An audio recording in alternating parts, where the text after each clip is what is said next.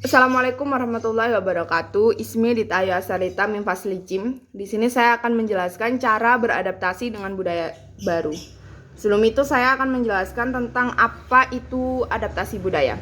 Jadi ada menurut Yong Yun Kim, yang dimaksud dengan adaptasi budaya adalah proses jangka panjang yang dilakukan individu untuk menyesuaikan diri dengan lingkungannya melalui pembelajaran dan pertukaran komunikatif hingga dirinya merasa nyaman di lingkungan yang baru. Nah, teori adaptasi budaya ini dirumuskan oleh Kim untuk menggambarkan proses adaptasi budaya dan menjelaskan struktur proses adaptasi budaya serta berbagai variabel penting yang mempengaruhi tingkatan di mana seseorang kemudian mengadaptasi budaya baru dan budaya yang tidak dikenalnya. Nah, adapun menurut Lily Wery, adaptasi adalah proses penyesuaian nilai, norma-norma, pola-pola perilaku antara dua budaya atau lebih, yang diasumsikan bahwa bila ada dua atau lebih ras atau etnik yang bertemu, maka akan terjadi proses adaptasi. Jadi menurut Lily Wery, apabila ada dua ras atau etnik yang bertemu, maka secara alamiah hal tersebut akan terjadi proses adaptasi.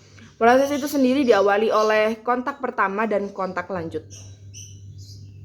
Nah, Kim juga menggambarkan adaptasi itu sebagai proses 3 tahap, yaitu stress, adaptation, and growth. Jadi stres, ketika memasuki lingkungan baru, pendatang baru akan mengalami stres atau tekanan akibat gegar budaya, penghindaran atau perhatian selektif. Nah, kemudian yang kedua ada adaptation, yaitu adaptasi adalah dapat dicapai itu melalui akulturasi dan dekulturasi. Dari proses pembelajaran ini, adaptasi terjadi dalam bentuk transformasi pertumbuhan internal. Yang terakhir ada growth. Proses pertumbuhan itu tidak bersifat linear, melainkan bersifat helix yang ditandai dengan naik turunnya proses stress adaptation.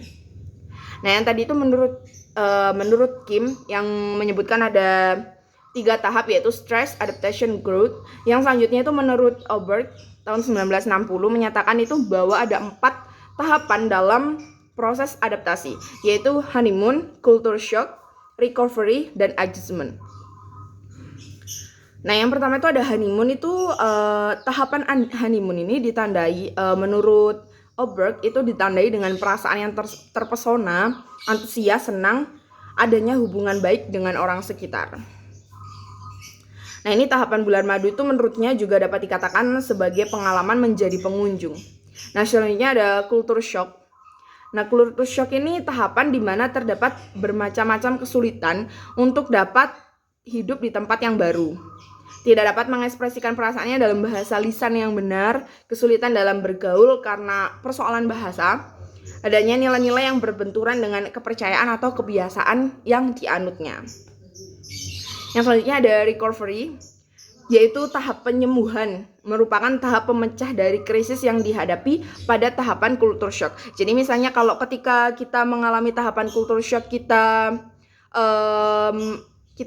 kesulitan dalam berbahasa atau kesulitan dalam bahasanya, maka kita akan muncul sifat ingin belajar bahasa itu agar tidak kesulitan lagi dalam mengalami interaksi dengan orang lain. Maka kita sampai pada tahap recovery ini.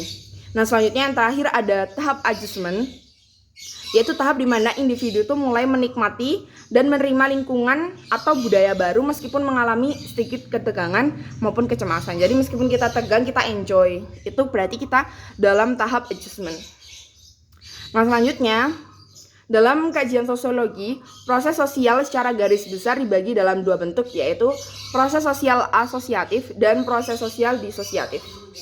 Nah, proses sosial asosiatif ini terdiri dari kerjasama, asimilasi, akulturasi, dan akomodasi. Nah, sedangkan proses sosial disosiatif ini terdiri dari persaingan dan konflik.